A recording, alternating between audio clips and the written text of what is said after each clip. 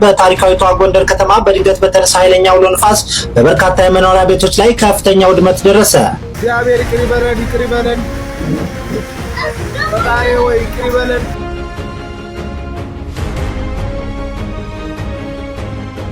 እንግዲህ አሜሪካ አይደለም ወይም ኤዥያ ላይ የታየ ነገር አይደለም። ተጠንቀቁ፣ አደጋ እንዳይመጣባችሁ። በትናንትናው ዕለት ወደ ምሽት ሐዋሳ ከተማ ላይ በረዶና ንፋስ ቀላቅሎ በዘነበ ከባድ ዝናብ ብዙ የንብረት አደጋዎች ተከስተዋል።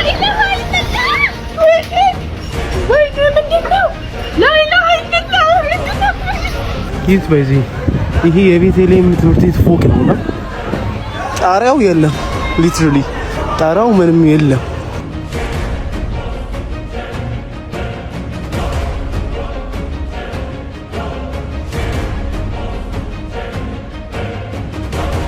ብፁዕ አቡነ ጴጥሮስን በ8 ጥይት ደብድበው ገደሏቸው። ሰላም ጤና ይስጥልን ቤተሰብ እንደቋችሁልኝ በአዲስ ቪዲዮ ተመልሼ መጣሁ። በዚህ ደግሞ የምንመለከተው በጎንደርና አካባቢ እንግዲህ አውሎ ንፋስ የቀላቀለ ዝናብ ዘንቦ ሰዎች ቤት ላይ እንደዚሁም ደግሞ በእህል ላይ ጉዳት አድርሷል። እሱ ብቻ አይደለም እንግዲህ በዛ አካባቢ የታየው አውሎ ንፋስ እንግዲህ ብዙዎችን እያነጋገረ ይገኛል። እሱን የምንመለከት ነው የሚሆነው። እንደዚሁ ደግሞ በተመሳሳይ መንገድ እንግዲህ በሐዋሳም ተመሳሳይ ዝናብ ዘንቦ ነዋሪዎቹን ቤት ንብረት እንደዚሁም ደግሞ ሰዎች ላይም ጉዳት እንደሰ የሰማን ነው የምንገኘው። ምንድን የተፈጠረ የሚገኘው አብረን የምንመለከት ነው የሚሆነው። የሰማዕቱ የብፁዕ አባታችን የሰማዕቱ የአቡነ ጴጥሮስ እንግዲህ ዓመታዊ ክብረ በዓል እንደመሆኑ መጠን የእሳቸውንም ታሪክ የምንመለከት ነው የሚሆነው። ላይክ እና ሼር ማድረጋችሁን ሀሳባችሁን ኮሜንት ማስቀመጣችሁን እንዳትረሱ። ሰብስክራይብ ለምንድን ነው የማታደርጉት? መጀመሪያ እንግዲህ ለመጀመሪያ ጊዜ በጎንደር የታየውን አውሎ ንፋስ ከማየታችን በፊት እንደዚሁ ደግሞ የብዙ ሰዎች ቤትን ፈርሷል። ሰዎች እንግዲህ በዛ ከሚገኙ ሰዎች እህላቸውንም አጥተዋልና እሱን ከማየታችን በፊት ትላንትና እንግዲህ ወደ ማታ አካባቢ ሐዋሳ አካባቢ የታየው ዝናብ እንግዲህ ብዙዎችን አስደንግጧል። አካባቢ ማህበረሰብ እንግዲህ ቤት አልባ እንደሆነ ወይ ደግሞ ቤታቸውም እንደፈረሰ ንብረታቸውም እንዳጡ የሰማን ነው የምንገኘው። እስቲ ለማየት እንሞክር። ተጠንቀቁ፣ አደጋ እንዳይመጣባችሁ። በትናንትናው ዕለት ወደ ምሽት ሐዋሳ ከተማ ላይ በረዶና ንፋስ ቀላቅሎ በዘነበ ከባድ ዝናብ ብዙ የንብረት አደጋዎች ተከስተዋል። የህንፃ ጣሪያዎች ተነቅለዋል። የህንፃ መስታወቶችን ጨምሮ ዛፎች ወድቀዋል። በተጨማሪም የኤሌክትሪክ መስመሮችም ተቋርጠዋል። ከዚህም በላይ እስካሁን ሰዓት ድረስ የኤሌክትሪክ አገልግሎት በአብዛኛው የሐዋሳ ከተማ ክፍል ተቋርጦ ይገኛል። ይህ የአየር ንብረት ክስተት አዲስ አበባን ጨምሮ በመካከለኛ በሰሜን ምስራቅና በደቡብ ኢትዮጵያም ከተሞች ይቀጥላል ተብሎ ይጠበቃል። ስለዚህ አደጋ ሊያስከትሉ ከሚችሉ ነገሮች ራሳችሁን ጠብቁ።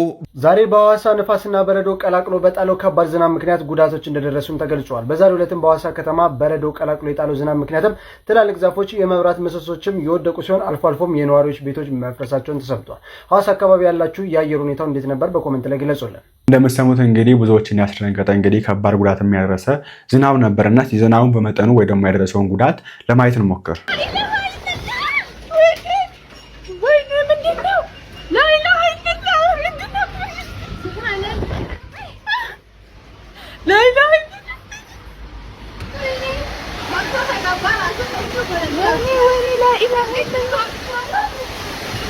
لا إله إلا الله تشهد سوق طيب كوينيا سوق لا إله إلا الله لا إله إلا الله إنا لله وإنا إليه راجعون يا ربي الله إلهنا لا إله إلا الله وين موتوراتنا اللي ودكوا يطلع لا إله إلا الله فولو نايشا سيكسكس إنا لله وإنا إليه راجعون من قصقص هذا عرفني كسكس ويني قطرة መሰለኝ ሄደዋል።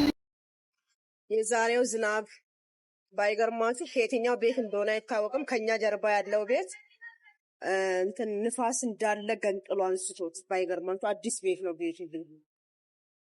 እዝጎ ማርና ክርስቶስ ቤቴ ነው ጌታ። በጣም ከባድ ነበር ዝናቡ፣ በጣም ይከብዳል። እንደምትመለከቱት እንግዲህ በረዶ እንደዚሁም ደግሞ ንፋስ የቀላቀለ ዝናብ ነው የዘነበውና ይሄ ዝናብ እንግዲህ በጣም ከባድ ጉዳት ነው የደረሰው። እዚህ ጎን እንደምትመለከቱት በዚህ መንገድ እንግዲህ ባጃጅ የቆመ ባጃጅ እንግዲህ በራሱ ሲንቀሳቀስ ነበር ያለምንም ሹፌር እና ይሄ እንግዲህ የንፋስ ወይ ደግሞ የአውሎ ንፋሱን ጉልበት የሚያሳየን ነው። እሱ ብቻ አይደለም ባይዘው ወይ ትምህርት ቤቶችንም አፍርሷል። ለማየት እንሞክር። እሱ ነው ሰፈሩ ምን ያህል እንደተረበሸ በኢየሱስ ይሄ የቤተልሔም ትምህርት ቤት ፎቅ ነውና ጣሪያው የለም፣ ሊትራሊ ጣሪያው ምንም የለም። ይሄው መሬት ወድቆ ነው ያለው ጣሪያው ማለት ነው። ወይ ኢየሱስ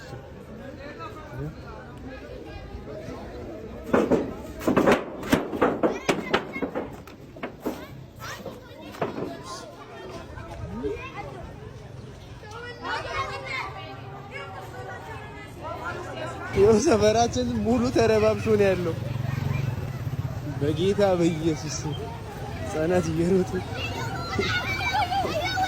ሰው ስቴብል መሆን አልቻለም። ይኸው ዛፍ ሁሉ ተሰብሮ መሬት ወድቋል። ምን ነገር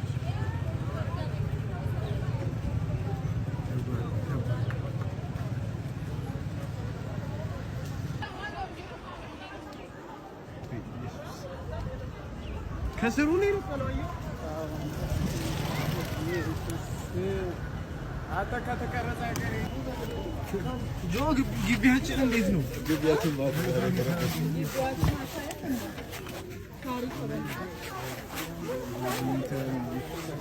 እንኳን ልጆች ባሉበት ሰዓት አሉ አልሆነ አንተ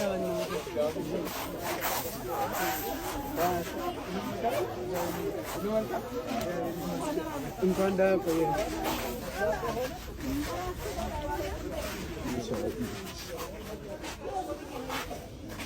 እንግዲህ ትምህርት ቤት ግቢው ነው። ኢየሱስ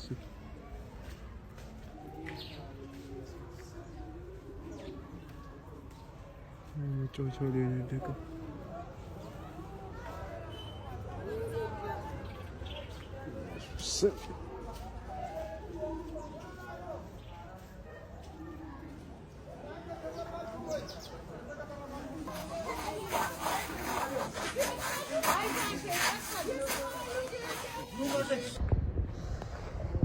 ጌታ ሆይ ካናዳ ነው ያለነው በለኝ። ይሄን ያክል በረዶ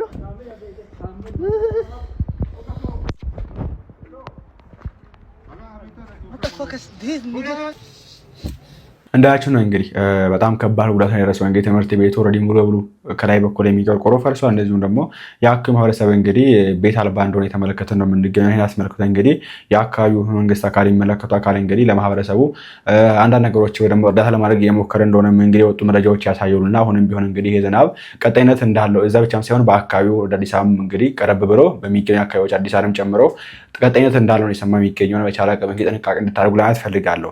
ይሄ እንዳለ ይሁንና እንመለስበታለን። ወደ ጎንደር ጉዳይ እንዴ ነው። ጎንደር እንግዲህ የታየው ነገር ብዙዎችን ያስነገረ ብዙዎችም ያልጠበቁት እኔ እንደ ኢትዮጵያ ለመጀመሪያ ጊዜ ያየሁት አውሎ ንፋስ ነውና ከሐዋሳው የከፋ ነው። ይሄ ደግሞ ለማየት እንሞክረሱ ነው። በዛሬው ዕለት ሐምሌ 21 ቀን 2018 ዓ.ም በታሪካዊቷ ጎንደር ከተማ በድንገት በተነሳ ኃይለኛ አውሎ ንፋስ በበርካታ የመኖሪያ ቤቶች ላይ ከፍተኛ ውድመት ደረሰ።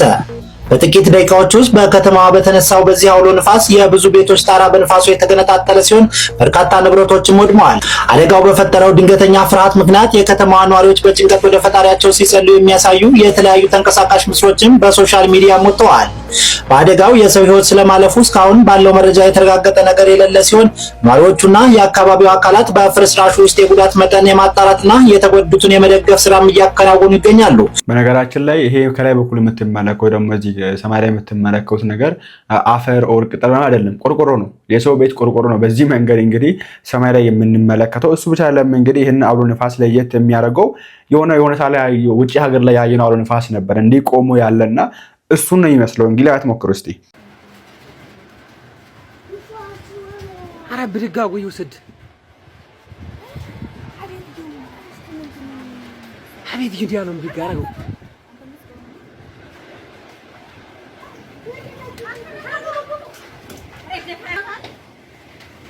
በካራችን ገብሬ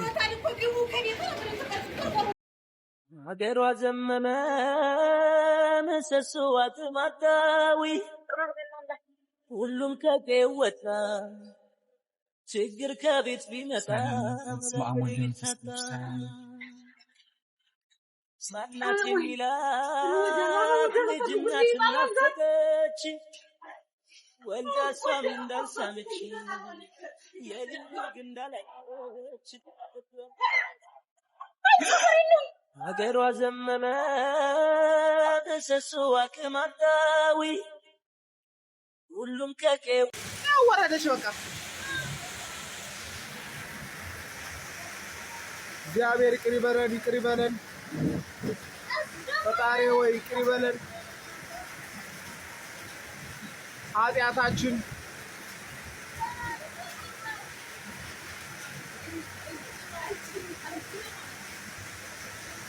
ተመለሰች። ፈጣሪ ይቅር ይበለን። ጎንደር ሸዋ ዳቦ አካባቢ ያ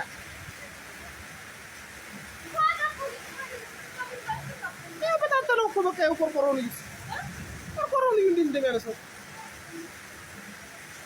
ወፍ መስሎ የሚታይሽ ቆርቆሮ ነው። አይልሽ ገብቷል እኮ ሸዋ ዳቦ በቃ ንፋስ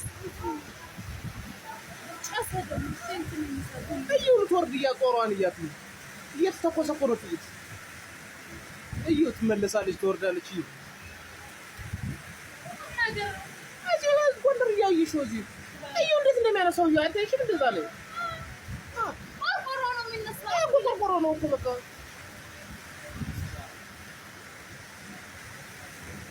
አሁን የሚመልሰው ምንድነው ጥይት ጅራፍ ነው ይቆማል ቆርቆዋል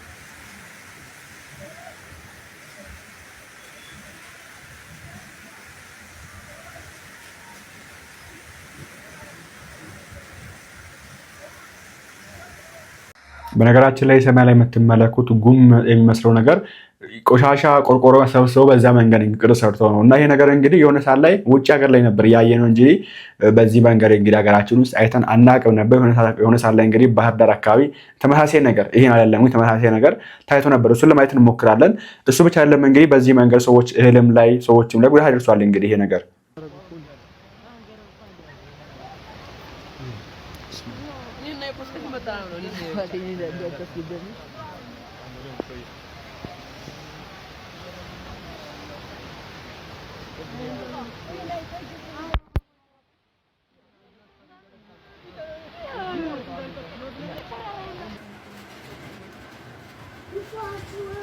አረ ብድጋ ወይ ወሰድ አቤት ይዲያ ነው ብድጋ አረው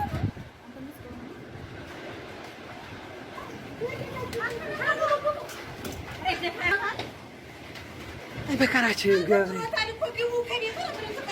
በጣም ነው የሚያሳዝነው። እንግዲህ ይሄ ማህበረሰብ ዝናብ ራሱ ያገኘው በቅርቡ ነው። በነገራችን ላይ ሐዋሳም አካባቢ የምታውቁ ካላችሁ ዝናብ የዘነበው በቅርቡ ነው። ኦልሬዲ ክረምቱ ግማሹ ከሄደ በኋላ ነው መዝነብ የጀመረው። እንደጀመረ ነው እንግዲህ በዚህ መንገድ በረዶና አውሎ ነፋስ የቀላቀለ ዝናብ ዘንቦ እንግዲህ ጉዳት ያደረሰው። ወደዚህ በሰሜኑን በኩል ወደ አማራ ክልል ስንመለከትም ጎንደርና አካባቢ ላይም ዝናብ በቅርቡ ነው የጀመረው። ለዛውም በስንት ጸሎት ምህላው ይዘው ምናምን በመስኪኑ ጸልዮ ነው ዝናቡ የጀመረው። እንደጀመረ እንግዲህ በዚህ መንገድ ነው ሪአክት እያደረገ የተመለከተ የምንገኘውና ሁላችሁም እንግዲህ በያላችሁ ጸሎት አድርጉ። ዘመድ አዝማድ ያላችሁ እዛና አካባቢው ላይ ደውላችሁ ለመጠየቅ ሞክሩ። እርዳታ የሚያስፈልጋችሁም ካሉ እርዳታ እንድታደርጉ ለማለት ፈልጋለሁ የሚመለከታችሁ አካላት። ትናንትናው ቀን ማለትም በሐምሌ 21 2018 ዓመተ ምህረት በጎንደር ይሄ የምታዩት ቶርኔዶ ታይቷል፣ ተፈጥሯል ማለት ነው። መታየትና መፈጠር ብቻ ሳይሆን ይሄ ቶርኔዶ ወደ መሬትም ወርዶ ከፍተኛ አደጋ አድርሷል። ቤቶችን አፈራርሷል፣ ጣሪያዎችን ነቃቅሏልና ለጎንደር ሕዝብ ጸሎት ያስፈልገዋል። አዲስ አበባም እንዲሁም ሌሎች የክልል ከተሞች ላይም ሰሞኑን እየዘነበ ያለው ዝናብ በጣም አሳሳቢ እንደሆነ ነው እየሰማው ያለሁት። የጎንደሩ ደግሞ በጣም ይለይ ነበር። ከዚህ ቶርኔዶ በኋላ ምን ተፈጠረ የሚለው እንደተለመደው በመረጃና በማስረጃ የምናየው ይሆናል። እስከ መርሃ ግብሩ ማብቂያው ድረስ አብራችሁን ቆዩ።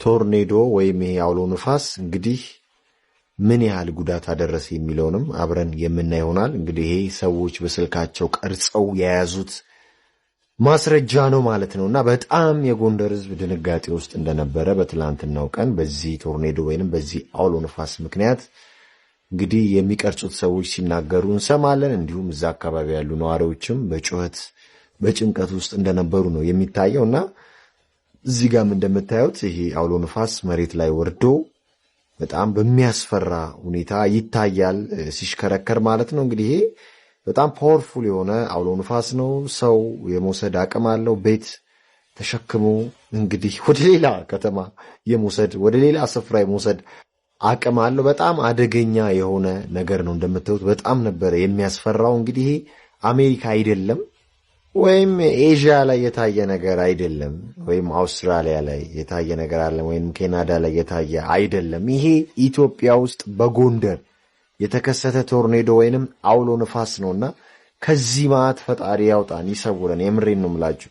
ሬር ነው እንደዚህ አይነት ነገር ሀገራችን ላይ ሲከሰት። ከዚህ በፊት በእርግጥ ባህር ዳር ላይ አሳይቻቸዋለሁ። ጣና ያ ቶርኔዶ ተምዘግዝጎ ለመውረድ ሲሞክር ማለት ነው። አሁን ደግሞ ይሄ እንደምታዩት በጣም አውዳሚ የሆነ አደገኛ አውሎ ንፋስ ታይቷል ማለት ነው። ከዚህ አውሎ ንፋስ በኋላ ደግሞ የተፈጠረው ነገር በጣም አሳሳቢና በጣም አስከፊ በጣም አስደንጋጭ ነበር ማለት ነው። እንግዲህ ከተማው ጨልሞ ከዛ በኋላ ንፋሱ እንደምታዩት ነው። ከዛ በረዶ የቀላቀለ ዝናብ ዘንቦ ጎንደር ካናዳ ሆና ነበር ማለት ነውና ሰማዩ ላይ ሁላ ወፎች የሚመስሉ ግን ያልሆኑ ቆርቆሮዎች ሲታዩ ነበር። ታዩታላችሁ፣ ተመልከቱ፣ ያዋቸው እነዚህ አሁን ቆርቆሮዎች ናቸው፣ ፍርስራሾች ናቸው። የምትመለከቱት ነው። እንግዲህ በድጋሚ እንግዲህ ማለት የምፈልገው ነገር ያው ቅድም እንዳልኩት ከፈጣሪ የመጣ ነገር እንደመሆኑ መጠን የሚያስፈልጋቸው ጸሎት ነው እና እርዳታ እንግዲህ የሚያስፈልጋቸው ካለው ቤታቸውን አጥተዋል። እነዚሁም ደግሞ ቅድም እንዳልኳችሁ ዝናብ ቆይታ በኋላ በስን ጸሎት የመጣ ዝናብ ነው። እሱ ብቻ አይደለም፣ ዝናቡን አገኘን ብለው እንግዲህ እህል ገበሬዎች እንግዲህ እህላቸውን ተክለው ነበር። ነገር ግን እንዳያችሁት እንግዲህ በረዶ መጥቶባቸዋልና ይሄ ካሁን በኋላ የሚረባ ነገር አይደለም። እንግዲህ የተተከለው እህል ወይ ደግሞ የዘራው እህል እንግዲህ የሚታጨድ ነገር አይደለም ካሁን በኋላና በቻለ አቅም እንግዲህ ጸሎት እናድርግላቸው። አባቶችም እንግዲህ ምህላ የሚያስፈልግ ከሆነ ቤተክርስቲያኒቷም እንግዲህ ብታደርግ መልካም ነው ብዬ አስባለሁ። እንደ ቅዱስ ሲኖዶስ ቢታወጅ መልካም ነው ብዬ አስባለሁ። ለዚህ ብቻ ሳይሆን እንግዲህ ካሁን በኋላ ነገሮች እንግዲህ ወይ ደግሞ በዚህ ጉዳይ ላይ የሚያጠኑ እየተናገሩ እንዳሉት ከሆነ ዝናቡ ቀጣይነት አለው። ዝናብ ብቻ አይደለም ንፋሱ አውሎ ንፋሱ ቀጣይነት አለው። ተጠንቀቁ ነውና በቻለ አቅም እንግዲህ ጸሎት ቢደረግ በየቤተ እምነቱ መልካም ነው ብዬ አስባለሁ። እናንተም እንግዲህ ማገዝ የምትችሉ ካላችሁ ዘመድ አዝማድ በዛ አካባቢ ያላችሁ ካላችሁ ፕሊስ ደውሉና ቼክ አድርጓቸው፣ ጠይቋቸው፣ አጣሩ ያለው ነገርና እርዳታ አድርጎላችሁ ላንተ ፈልጋለሁ። በተለይ እንግዲህ የሚከሰው ነገር አለ የምንመለከት ነው የሚሆነው። ቪዲዮ ይዤላችሁ የሚቀርብ ነው የሚሆነው። ቀጣይ የምንመለከተው እንግዲህ የብፁዕ አባታችን የሰማዕቱ አቡነ ጴጥሮስ እንግዲህ ዓመታዊ ክብረ በዓል ትናንትና ነበር ተከብሮ ያለፈውና መታሰቢያ በዓላቸው ትናንት ነበር። ለሀገር ለእምነት አላሰጥም ለማንም አሳልፌ አልሰጥም ሀገሬን እምነቴን ብሎ እንግዲህ በታላቅ መስዋዕትነት ያለፉት አባታችን አቡነ ጴጥሮስ እስቲ ታሪካቸው ለማየት እንሞክር ባጭሩ። የሮም ቄሳሮች እነዚያ ጣዖት አምላኪ ነገስታቶች ሐዋርያው ቅዱስ ጴጥሮስን ዘቅዝቀው ሰቀሉት። እኒኞቹ የሮም ፋሽስቶች ፋሽስት ሞሶሎኒ ደግሞ ታላቁን ኢትዮጵያዊ ብፁዕ አቡነ ጴጥሮስን በ8 ጥይት ደብድበው ገደሏቸው። አቤት የሰው መመሳሰል አትሉም ታዲያ? ፋሽስት ጣሊያን ኢትዮጵያውያኖችን ለመከፋፈል ያልፈነቀለው ድንጋይ ያልማሰው ጉድጓድ አልነበረም። አንዱና ዋነኛው ደግሞ ሃይማኖት ነበር። ሲያሻው ቤት አብያተ ክርስቲያናቶችን እያፈረሰ መስጅድ እየገነባ ሲያሻው በክርስቲያን እንዴት ትተዳደራላችሁ እያለ እያሳመፀ ይሄም አልሆነለት ሲል በሸዋ እንዴት ተገዛችሁ፣ የጎጃሙን እከሌ ገሎት፣ የወሎውን እከሌ አስገድሎት እያለ ህዝቡን ለመበታተን ያልፈነቀለው ድንጋይ አልነበረም። በሃይማኖቱ ተሳክቶለት የገዛቸው ብፁዓን አባቶች ነበሩ እንደነ አቡነ አብርሃም አይነቶቹ። ነገር ግን ብፁዕ አቡነ ጴጥሮስን በእጁ ለማስገባት አልሆነለትም። የተጠቀማቸውን የማጭበርበር የማታለል ገንዘብ፣ ስልጣን፣ አልፎ ተርፎም ጉልበት ሁሉንም ተጠቅሟል። ግን አባታችን ላይ አንዱ መርባና ኖሮት አልሰራለትም ነበር። አያችሁ፣ ብፁዕ አቡነ ጴጥሮስ ከመጀመሪያውም ወደ ማይጨው ንጉሱን ተከትለው ዘምተው ነበር። ሲመለሱም አርበኞችን እያበረታቱ ሃይማኖታቸውን እየሰበኩ ነበር የተመለሱት። በአራቱም አቅጣጫ አዲስ አበባን ዙሪያዋን የከበቡት አርበኞች ትግላቸው ከባድ ነበርና አብረዋቸው እየመሩም ጭምር ነበር።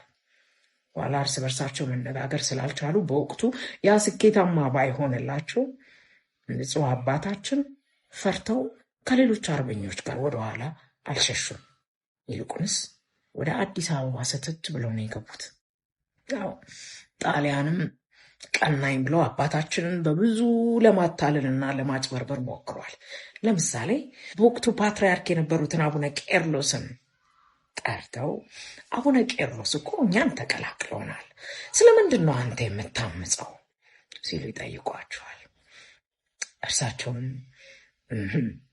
አቡነ ቄርሎስ እኮ ግብፃዊ ነው፣ የኢትዮጵያ ነገር አይገደውም። እኔ ግን ኢትዮጵያዊ ነኝ፣ ያውም የሃይማኖት አባት። ማስተማርና ህዝቤን ማጠንከር ሲጠበቅብኝ ጭራሽ ሀገሬን ከድቼ ከጣሊያን ጎን አልሰለፍም አሉ። ሀገሬን ከድቼ ለጣሊያን አላድርም። አውቃለሁ እናንተ ልትገድሉኝ እንደፈለጋችሁና ልትገድሉኝ እንደወሰናችሁ ጠንቅቄ ያውቃለሁ። ግን በእናንተ ችሎት ውስጥ የምናገረው አንዳችም ነገር የለኝም። ባይሆን ለእግዚአብሔር የምነግረዋለኝ፣ ለእርሱ ነግረዋለሁ አሉ። 1928 ዓመተ ምህረት ሐምሌ 21 ሌሊቱን ሙሉ ሲገረፉና ሲጎሳቆሉ ያደሩት ብፁዕ አባታችን ሐምሌ 22 በፍርድ አደባባይ ለሞታቸው በተደገሰላቸው አደባባይና መድረክ ላይ ዋሉ። በህዝብ ተከበው ህዝቡ ለጣሊያን ይገዛ ዘንድ አንድ ነገር እንዲሉ ተጠይቀው አሻፈረኝ ያሉት አባት በተሰበሰበው ህዝብ ፊት አንዳችም ፍርሃት ሳይታይባቸው ብፁዕ አቡነ ጴጥሮስ እንዲህ አሉ። ለውድ ሀገራችሁ፣ ለቀናች ሃይማኖታችሁ ቁሙ፣ ታገሉ። ነፃነታችሁን ከሚያረክስ ሞታችሁ ስማችሁ ቢቀደስ ታላቅ ዋጋ ያለው ክብርን በሰማይ ታገኛላችሁ አሉ። በዚህ ብቻ አላበቁም።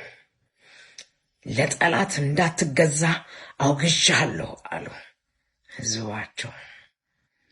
አሁን ለጠላት እንዳትገዛ እንኳን ሰው የኢትዮጵያን ምድር ጠርተው የኢትዮጵያ ምድር ለጠላት ብትገዛ በጌታዬ በኢየሱስ ክርስቶስ ስም የተወገዝክ ሁን ሲሉ አወገዙ። እኔን እንዳሻችሁ አድርጉኝ፣ ተከታዮችን ግን እንዳትነኩ ብለው በጀርባቸው በተቀበሏቸው በቅድሚያ 3 ጥይቶችን በጭንቅላቶቻቸው ተቀብለው ከወደቁ በኋላ አስክሬናቸው ላይ ሌላ 5 ጥይት ረፍርፈው ገደሏቸው። አስክሬኑን ማንም እንዳይነካና እንዳያነሳ ፋሽስት ጣሊያን አዞ እዚያው አሳደራቸው። ኋላም በድብቅ ወስዶ ቀበራቸው። አንድ አባት አይተው ኖሮ እንግዲህ አስክሬናቸውም ቢሆን ከድል በኋላ ነው ከተቀበረበት ከተደበቀበት ወጥቶ በቤተ ክርስቲያን እንዲያልፍ የተደረገው። የኢትዮጵያ ኦርቶዶክስ ተዋሕዶ ቤተ ክርስቲያንም በምዕተ ዓመቱ በሚሊኒየሙ ማለት ነው ልዩ ገድል ከሰሩ አባቶች ውስጥ አንዱ ሆነው ፍቻ አካባቢ በስማቸው ቤተ ክርስቲያን ታንጾላቸው ይዘከራሉ፣ ይወደሳሉ። ጋሽ ጸጋዬ ገብረ መድኅን አንድ ጊዜ ከማዘጋጃ ቤት አምሽተው ሲወርዱ እዚያው ሐውልታቸው አጠገብ አቡነ ጴጥሮስ ሐውልት ላይ ማለት ነው አንዱ ሰካራም እሱ ጀብራሪ ነው የሚለው ሽንቱን እየሸና ሲሰድባቸው ያዳምጣል። አንተ ድንጋይ፣ ወገኖችህና ጓደኞችህ ተመችቷቸው ይኖራሉ፣ አንተ ግን ድንጋይ ነህ። አዎ ድንጋይ ስለሆንክ ሞትክ፣ አሁንም ይሸናባሃለሁ ይላል። ኋላም ይህንን ጀብራሪ ቦክስ ገጥሞ ተደባድቦ ሰዎች እንደገላገሉትና በቁጭትና በሐዘን ተውጦ ሄዶ ያንኑ ማታ ድንጋዩ አንተ ነህ የሚል ግጥም መጽሐፍ እንደጀመረ ይነግረናል። ያችን ጴጥሮስ ያችን ሰዓት የተሰኘው ግጥም ሰዓት ወይ አበባ መጽሐፍ ላይ ያለውን የሰጠን በዚህ ተነስቶ እንደሆነ ይነገራል። ያልታደለ ትውልድ ጀግናን ይራገማል፣ ጀግናን ይሳደባል። ለነገሩ ለትናንሽ የብሔር ነፃ አውጪዎችና ለትናንሽ ሀገር አፍራሾች እየዘፈነ ታላላቆቹን ጀግኖች መርሳትና አለመዘከርም ልክ ከተሳዳቢዎች ያስቆጥራል። ለሀገር ሲሉ የወደቁ ታላላቅ ጀግኖችን አለመሳደብ ብቻ ሳይሆን አለመዘከርም ከመሳደብ ከማዋረድ ይቆጠራል። ወገኖቼ ዛሬ እንደ አቡነ ጴጥሮስ አይነት አባቶች አሉን ወይ? ዛሬ ለኢትዮጵያ ሲሉ ዛሬ ለሃይማኖታቸው ሲሉ ከፊት ቆመው የሚገዝቱን ከፊት ቆመው የሚወድቁልን ዛሬ እንኳን ፓትርያርክ ትሆናለህ ተብሎ ሽልማትና ሹመት ቀርቦለት አይደለም የትንሿ ቤተ ክርስቲያን አስተዳዳሪ ለመሆን የለም። እግዚአብሔር ይታረቀን፣ የአባቶቻችን አምላክ ይታረቀን። አዎ ከዛሬ 90 ዓመታት በፊት የነበሩት አባቶቻችን ታላላቆቹ የአባታችንን የብፁዕ አቡነ ጴጥሮስን ግዝት ሰምተው ሀገራችንን ሃይማኖታችንን ከጠላት መዳፍ እጅ አስጥለው ያልተገዛች አንገቷን ያልደፋች ከነ ክብሯ የቆመች ዳግም አስረክበው አለፉ። ዛሬስ እኛስ